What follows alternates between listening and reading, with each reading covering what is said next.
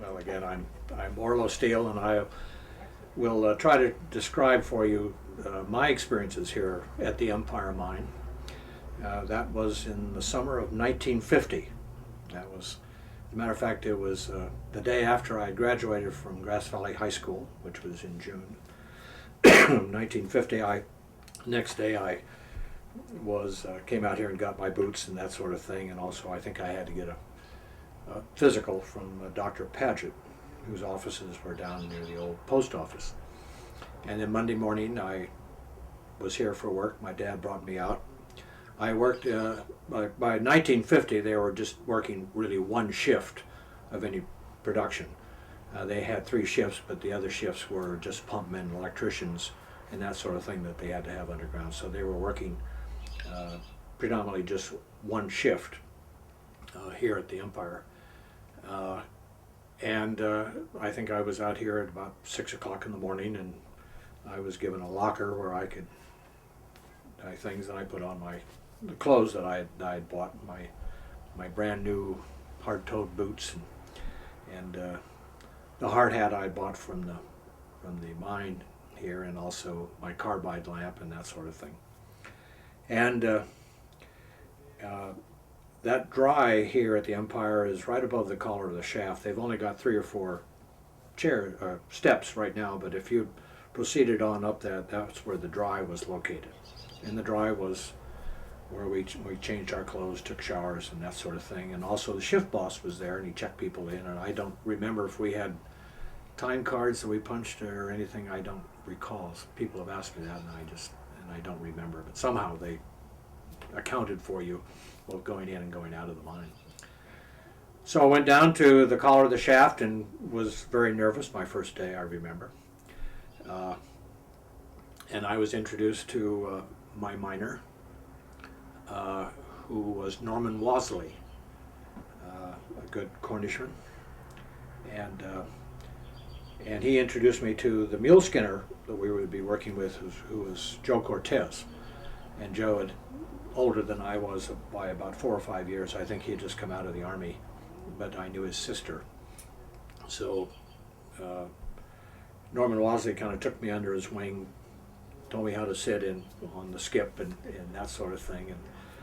And at about 5 minutes to 7, everybody started to move up to the skips, and they would have about 7 or 8 of those man skips there that were all in tandem and together. And got myself into the skip, not without a lot of trouble. All I had was my lunchbox, but even so I had to sit on my knee, faced outboard. And then the whistle went off at 7 o'clock in the morning, and we began to descend into the mine at about 600 feet per minute. And the main shaft of the Empire is artificially lit, so you had plenty of you could light. And my miner kind of forewarned me. He says, now some places, it's about a 30-degree pitch, but some places it bends over to about a 59-degree pitch, and that's why you have that bar on those man skips, and so you had to hang on to that fairly tightly. And other places it was low because they were following those ledges, and those ledges were not uniform at all. So they would, some places, and you had to duck your head a little bit because it was between the head wall and the foot wall, there was very narrow. And eventually, after about 8 or 9 minutes, and dropping people off at various levels, and by the way, the hoistman knew about where those cars were that were being lowered, because he had a big display that kind of showed him what level they're at. But if you were going to get off at, say, the 3400 level or something like that, if you had 4 or 5, then somebody would pull a cord as you went by, and that would telegraph up to the hoistman that they have people to get off at that level. We had to go all the way down to the 4,600 foot level, and again, people think, gosh, that was 4,600 feet vertical, and it wasn't. It was on an angle. So you got to think of it in terms of a cable length. It was down at the 4,600 foot length, which is where the mine incidentally had reached in, I think it was 1914, That's when they had reached out at that level in 1914. And when they did get there, they found that they were beginning to encroach on the Empire's neighboring mine, which was the North Star, which belonged to a different company. The strike of the Empire's ledges run from east to west in that direction, and conversely, the North Stars ran from west to east. So the two mines, kind of underneath Wolf Creek, were beginning to pinch on one another. So as a result, the Bourne in his operation, the Empire, turned to the north and ran a long crosscut at the 4,600 foot level towards underneath the city of Grass Valley, and about where the old post office is, somewhere between the Safeway and the post office. As you look at that model, there was another hoist room, and that went down eventually to the 8,000 something foot level. This was before the mines were merged, which was in 1930. And so we had to walk that. It's about almost 3/4 of a mile, I think, underground. And then we got to this other hoist room, and there was some, at the time I worked here, there were some leasers who worked at the 5,400 foot level. That was Beef Barton, Shorty, and can't remember the other, Jack Jeffries. And then the three of us, who was Norm Wasley and myself and our mule skinner. And so, and then there was a hoistman. And so the hoistman would then lower us down to the 5,000 foot level. And that's where we got off. But we still weren't at the face where we were have to work. That would be about another 15-minute walk. So the mule skinner, we had a mule at our level, was in its stall or its barn. And that was Joe Cortez's job to haul him up, while the miner and I walked in this 15 minutes to a place of work. And the place we were working was in a winze, and of the various underground operations you had, as already been described, Mr. Phelan, you had a raise and off a drift. Let's start with the drift. A drift is just simply kind of on the level. Usually, although a drift off the main shaft was always built with a slight grade, so that your empty ore cars were being pulled, but if you were taking ore out, you always had just a little bit of gravity, and it was slightly downhill for that mule to do it. Or if you didn't have mules in the old days, it was all done by manpower. So anyway, you had the slight drift. Off the drift, if you went up, and generally between the various levels would be about 400 feet. So you always had the option, then the mines did, of kind of going up with a raise, where you were pulling the ore down, or you could go down and connect the two by sinking a winze, Cornish term, or shaft that was going down. And in that case, though, the mining was a little more difficult because you were working against gravity. You couldn't pull it down, you had to pull it up. But we were working in a winze off the drift that I would describe, as I recall, was about 10 feet, maybe wide, and about maybe 5 feet tall. What I remember is I could not stand upright in it. And above us from the drift, there was a raise, and they had built a chute in there.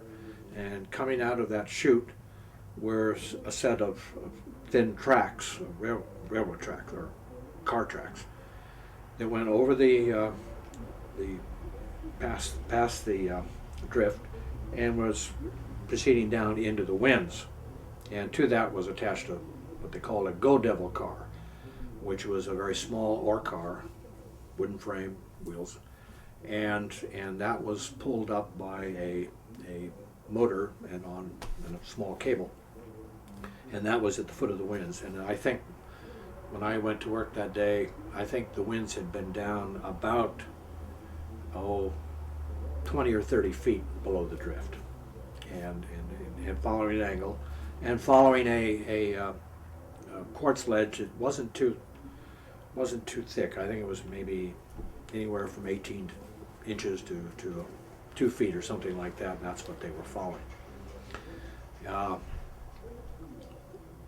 First thing that we did in the morning, and certainly we did, not only my first day, but almost every morning, was that Norman Wasley would wet down the muck that had been blasted from the day before, what we call the muck pile, and wet that down very, very carefully.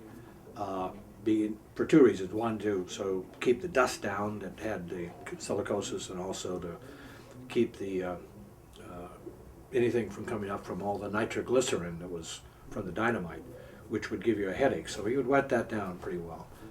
And then he would start to set up his machine, which was his pneumatic drill, which weighed about 75 to 80 pounds, I think. Put it on a stanchion between the two, and then had a big arm on it.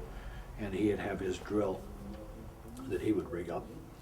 And after doing that, then I would start mucking into this Go Devil car. And because I couldn't stand up, you used a short handle, usually on my knees most of the time. And until one gets the technique of doing that, you can really, it just takes a while before you really got used to that sort of the cramped quarters, the light, and everything else, before one became very efficient at doing this. So you kind of beat yourself up a little bit until by that time, and I'd have to call out in order to haul up the Go Devil car until Joe Cortez came in with the mule and about 7 or 8 cars, and then he would go up above and he would haul this. When I'd get him filled up, I'd signal him, and he would haul that Go Devil car up, and it would be dumped into the chute. Meanwhile, the miner was drilling these holes and wore no ear protection. None of us did. And he was right up there next to that machine, and of course he was turning it all the time and changing bits and that sort of thing as he would do it. As I recall, he would drill anywhere from 14 to 16 or 18 holes in a shift, generally about 4 feet in length. And because that water was attached to his machine, and of course all the air, he would actually be in a fog. All I could see was, I was close to him, but all I could see was just his light. He would create a fog. People don't think about that, but it'd be kind of in a fog. We'd break for lunch at usually 12. Come out, eat in the drift. They would have some boards, maybe lay down, and you sit on those just to be dry. And you'd worked up a pretty good sweat during the day. The temperature wasn't too bad. Had fairly good air, but you'd really work up a good sweat. But when you broke for lunch, you'd get chilled, and you'd have to put on a jacket. And so you always had that because you get a little bit cold. Usually about around 2:30 in the afternoon, the miner would have finished drilling all of his holes. I would have finished mucking out everything that had been blasted the day before. And Joe would start then taking the mule and the 8 cars out to be dumped into the shaft. Usually also the mule skinner just took with a sample bag, took a small canvas bag, would take a sample of the rock we were in, and that was always turned into the mine so it could be assayed. And you always kind of knew the value of the rock you were in. It was, those samples were done every day. The miner then would, and I eventually got proficient enough that I could assist him, would start fusing his dynamite. Dynamite was just kept down in the drift. And he would start fusing his dynamite using non-electric caps. And the last one, and then cutting his fuses. And he was doing what Mr. Phelan was just describing. Even though we were in a drift, we were in winds, he would start with a 5-hole burn. That was 2 holes here, 2 holes here in a square, and one right in the center. and then others on the side, and then others that were lifters, and others that were top, and so he would then start putting the dynamite into these holes with the fuse coming out of it, and eventually I would help him. He had a long wooden pole, and you wanted to have those dynamite sticks in there good and snug, so we would tamp those in and tap them in with this wooden pole. And he'd always caution me. He said, "Now tap her light, son, tap her light." You know, we didn't want any premature explosions there with that first, because the caps were in that first piece of dynamite that went in. And then after all the shots were loaded, and we'd leave the center one of that 5-hole burn blank. And what was happening, I didn't realize at the time, but what was happening and what the cause and effect was that he would cut his fuses so that they would go off sequentially. And generally that 5-hole burn would go first together and create a cavity in that face. And then maybe the ones from the side would go next, the other side would go next, and then lifters from the bottom and top. And that's what kind of kept the semblance of a tunnel. So you were gaining about 4 feet every day on this. And that's, later I learned that. But before we'd even start to light the fuses, he had me lay down what they call a slick sheet, a very thin metal thing that I would lay down. We'd take out all the tools and everything else and pull the car up. And so the only thing that was in there was a slick sheet. And that would give me, it would blow onto that, and that would give me a platform then the next day when I could get underneath that and put my shovel underneath that slick sheet, so it would be a little bit easier mucking. And a good miner could put the dirt, you know, in either direction wherever he wanted to. And Norman Bosley was a very, very skilled miner. May I ask you something here? Do you happen to know if Al Bosley was in relation to him? To him? Yes, to Norman. Possibly. There's lots of Wasleys. You know, it's a very good Cornish name, and there was lots of Wasleys. I remember when I was growing up, Wasley here, and there was a Mrs. Wasley worked at the bank when we moved back, but they were somewhere distantly related, but not differently. So I'm not sure. Or even if, sorry, go ahead. Then we'd start light the fuses using his carbide lamp, and I forget what the rate of, I think the fuse probably burned at 2 feet a minute or 1 foot a minute, I can't remember, but it'd be quite a bit laid out there. And then we would walk up out of the winds down to the drift and wait a safe distance away, and he would count all the charges going off. And you'd first hear the click of the cap going off through the rock. That would carry very cleverly, and then you could just feel the wind coming from that explosion, and it would just kind of flicker. But he'd count all the charges, and if they didn't all go off, then we would have had to go back in and had to wait 15 minutes or something like that, and if the fuse didn't go off, then you have to relight it again. So that was a hang fire. So I don't think we ever had to do that, but that was always a possibility. And then we would start retracing our steps back down to the station there at the 5,000 foot level. The team they were leasers, would be coming up. We'd meet them, get on that car, and go up to the 46 and the hoistman, and then he'd shut that down, and then we would walk all the way back and be at the main shaft at the 4,600 foot level a little bit before 3:30 in the afternoon, because that's when they started bringing the shift out. And at 3:30 we would climb back onto that, take about 8 or 10 minutes to get up to the surface. We would drop off our lunch buckets right there at the top of the collar of the shaft, go back up to the dry, take off our clothes, which are now wet, usually from water dripping down or perspiration, and take a shower in front of the shift boss. One of the passive ways they prevented hijacking. or hydraulic, High grading. high grading, and then slip into our other place, put on our street clothes, go down, pick up our lunch buckets, and be on our way. That was kind of the day that we would put in up there. Very interesting. Thank you.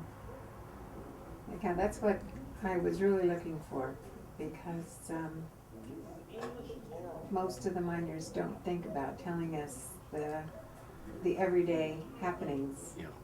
what constituted the day for them. And also kind of the teamwork that you work. I mean, you work in small groups now. I know that Mr. Phelan described several in which you may have 7 or 8 men working in a stope, kind of almost alongside of each other. And he mentioned about somebody shot without telling anybody, fire in the hole, and that sort of thing. And so we were pretty much isolated. And by the way, I was fortunate to get this job. The reason I got it is I was starting to Stanford as a freshman that fall, and scheduled and was going to play freshman football. And one of the people who had helped me to enroll at Stanford was a mining engineer who was here at the mine. He was by the name of Truck Dillinger, great guy. He had been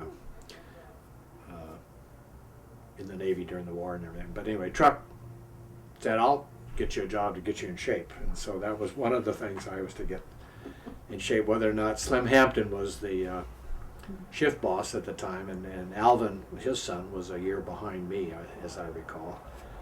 And I guess he was kind of the general shift, he wasn't a shift boss, but he was kind of the underground foreman. And the shift boss was a fellow by the name of Brokey Brokenshire, and who was a kind of a tough old miner and everything else, and but a generous man. And I remember, I guess the worst day I ever had. I think I had been working here for about 6 or 7 weeks. Kind of got used to the routine by now, and by this time we were down probably, 60 or 80 feet down the drift, or down in this winds. And Truck Dillinger and Brokenshire came down to take a look and probably do the survey and everything else to make sure that things were going well. And as they finished the work, and it was kind of mid-afternoon or mid-morning, 10:30 or 11, something like that. Brokenshire kind of looked around and he said, "You guys are doing a good job down here."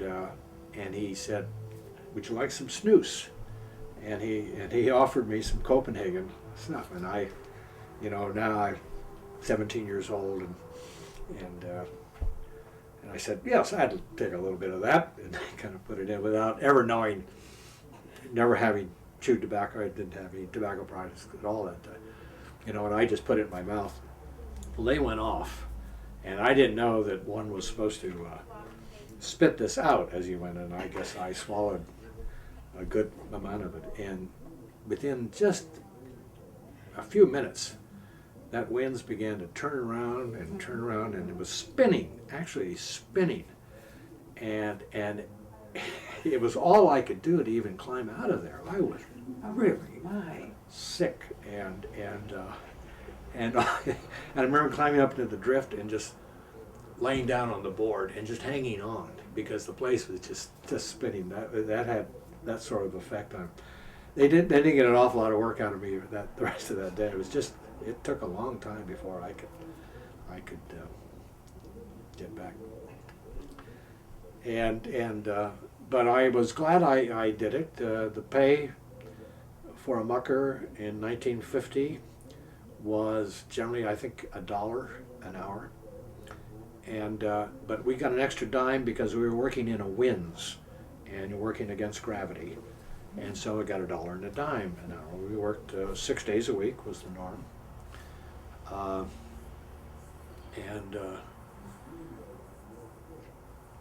So that was harder, working against the gravity? It was harder work, exactly, getting the ore out. So at least as a mucker, it was. I don't know whether the miner had it any different, but I just remember there was an extra dime in there, which was for a 17-year-old was not bad. Yet, my succeeding summers I elected to work, as the Cornish would say, above grass, and I went to work in pulling green chain for the shifters, and worked in either the woods or the logging mill or piling wood thereafter up at North Columbia. But I was glad that I had that experience here at the Empire, and I'm particularly glad now that that industry, you know, has been pretty much left Grass Valley here, at least unless the other mine opens up. Idaho, Maryland. The Idaho, Maryland opens up. So it was an experience that I was glad to have had and was very, very grateful for. I later came back my freshman year. I brought Bob Garrett, who later became an All-American, Sam Morley, and another friend. We came up for the George Washington's birthday weekend, I think, and they stayed with me. And Truck Dillinger gave us all a tour down to the mine, which they loved, and they still talk about that. Having gone down, we went up, and that's how the first time I really got down to the 8,000 foot level, I think. Oh, The fellow by the name of Beef Barton carried a wonderful wit, and as a matter of fact, I think he was a neighbor of Vince Seck. And even when I was back here, I didn't know that Beef was still around until Vince told me that he had passed away, and I was so sorry that I didn't get a chance to meet him, because I remember him and his wit and his experiences. I think as a young man and as a miner, he had worked on the building the what they call the Malinta Tunnel on the island of Corregidor, when they were preparing to fortify those islands in the 1920s. And this Malinta Tunnel, of course, is where MacArthur had retreated to after leaving Luzon, and was on Corregidor, which held out until May of 1942 in that Malinta Tunnel, and he had helped dig that. Just like former Sheriff Wayne Brown, who was a miner, but he was working above Pearl Harbor in Hawaii on Oahu, putting in underground storage tanks, and they were working 7 days a week, and so therefore he witnessed the entire attack, sitting up on the hill, witnessed the entire attack on Pearl Harbor as a miner, you know. But I remember friends of my parents and the miners, and they were a very cosmopolitan group. They had worked in South Africa and Mexico, the Philippines, and all of that area. Our next door neighbor during World War II was a Mrs. Dorothy Duggleby, and who lived there with her mother and her son. And Dorothy, who had gone to Stanford in the 20s and had gone out to the Philippines and married A.F. Duggleby, it was called Doug Duggleby, who had worked here at the Empire through the 1930s, and then went out to become the manager of the Benguet mines, which were up in Baguio. But they lived in the Manila Hotel, and her husband saw that the war was coming on, so he sent his wife and his children back to an area that he knew would be safe, which was Grass Valley. And while he stayed and unfortunately became a prisoner of the Japanese, was interned in Santo Tomas prison, which he did not survive. He was killed by the Japanese a few weeks. But you know, it was a very cosmopolitan group of people who were living here in Grass Valley, and particularly among the a lot of the miners as well as the engineers that were here.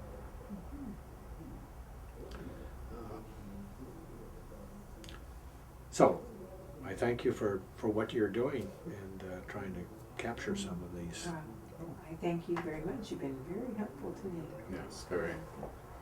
Thank you.